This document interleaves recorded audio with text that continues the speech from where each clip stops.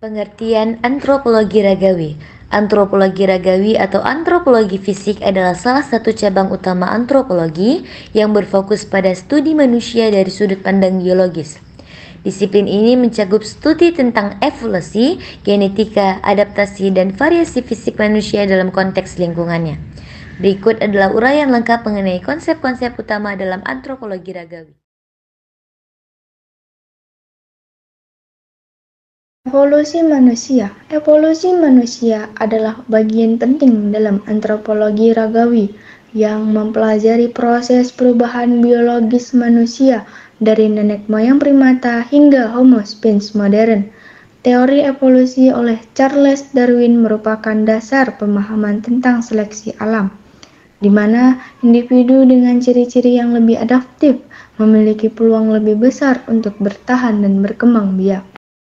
Fosil-fosil penting dalam evolusi manusia, Australopithecus, Homo habilis, Homo erectus, Homo neanderthalensis, dan Homo sapiens adalah contoh fosil-fosil penting yang menunjukkan tahap-tahap perkembangan manusia dari masa ke masa. Seleksi alam merupakan mekanisme di mana variasi yang menguntungkan bagi kelangsungan hidup cenderung diteruskan ke generasi berikutnya.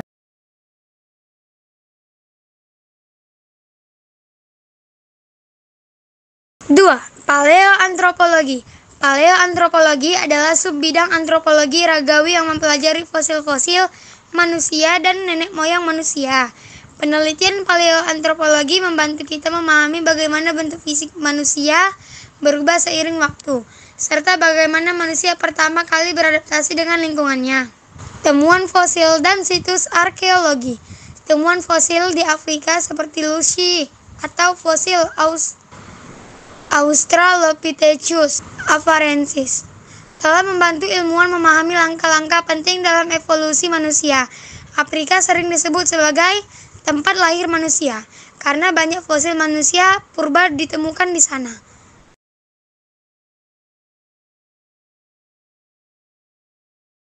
Tiga, variasi genetika dan konsep ras.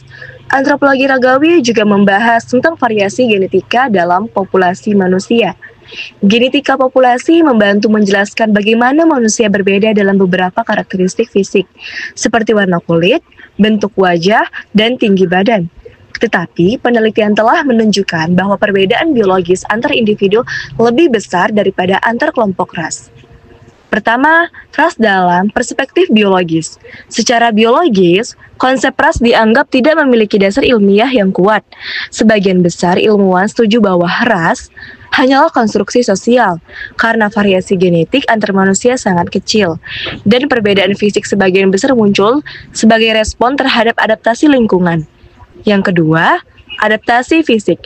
Misalnya, orang yang tinggal di dataran tinggi memiliki adaptasi terhadap kadar oksigen rendah, dan orang yang tinggal di dataran daerah tropis memiliki warna kulit lebih gelap sebagai perlindungan dari sinar UV.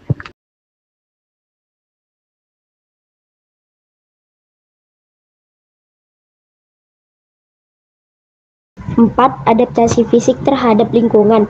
Adaptasi adalah kemampuan manusia untuk menyesuaikan diri secara biologis dengan lingkungannya.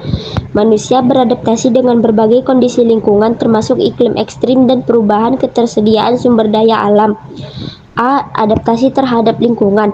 Orang-orang yang tinggal di lingkungan bersuhu dingin seperti di kutub utara cenderung memiliki tubuh lebih kompak dengan anggota badan pendek yang membantu menjaga panas tubuh. Sementara itu, orang yang hidup di daerah panas cenderung memiliki tubuh lebih tinggi dan langsing untuk membantu pelepasan panas. B. Adaptasi terhadap ketinggian. Di dataran tinggi seperti pegunungan Andes atau Tibet, orang-orang mengembangkan adaptasi biologis terhadap kadar oksigen rendah seperti peningkatan hemoglobin dalam darah.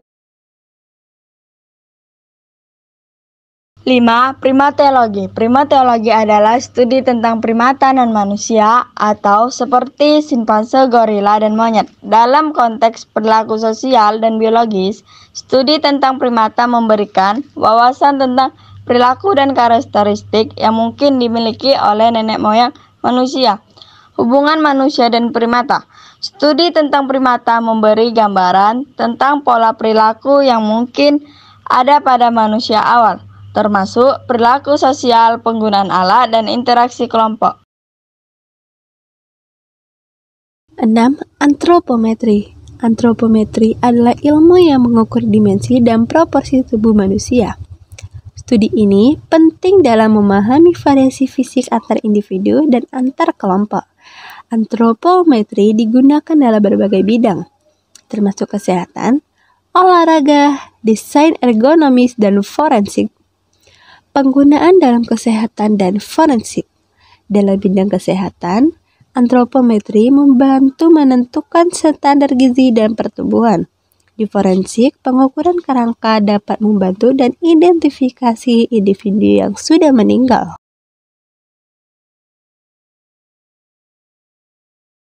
Tujuh. Forensik antropologi.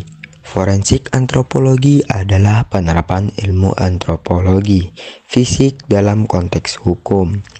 Ilmu ini sering digunakan untuk mengidentifikasi sisa-sisa manusia yang ditemukan dalam penyelidikan kriminal, kecelakaan, atau bencana alam. Identifikasi sisa manusia. Ahli forensik antropologi menggunakan struktur kerangka untuk menentukan usia, jenis kelamin, tinggi, dan ras seseorang serta membantu mengidentifikasi penyebab kematian.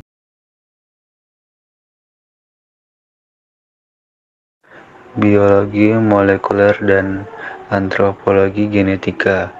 Antropologi genetika adalah cabang antropologi yang mempelajari struktur gen manusia untuk memahami pola migrasi, asal-usul populasi, dan hubungan antar populasi manusia, DNA, dan studi migrasi manusia. Melalui analisis DNA mitokondria atau diturunkan melalui garis ibu dan kromosom Y atau diturunkan melalui garis ayah.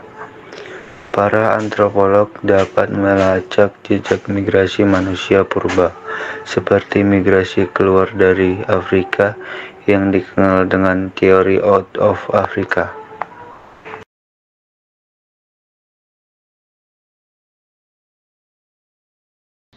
Hubungan antara biologi dan budaya. Walaupun antropologi ragawi berfokus pada aspek biologis manusia, tetap ada hubungan yang erat antara biologi dan budaya. Misalnya, praktik budaya seperti diet, cara hidup, dan teknologi memengaruhi adaptasi biologis manusia. KO evolusi biologis dan budaya. Misalnya, kemampuan manusia untuk mencerna laktosa hingga dewasa berkembang seiring dengan budaya pengembalaan dan konsumsi susu di beberapa populasi.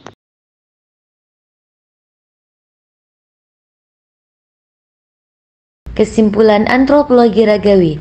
Antropologi ragawi memberikan gambaran lengkap tentang bagaimana manusia berkembang secara biologis dari waktu ke waktu, bagaimana mereka beradaptasi dengan lingkungannya, dan bagaimana variasi fisik dan genetika muncul di berbagai populasi. Ini adalah studi yang sangat multidisipliner, menggabungkan aspek-aspek dari biologi, arkeologi, genetika, dan ilmu sosial untuk memahami kompleksitas keberadaan manusia.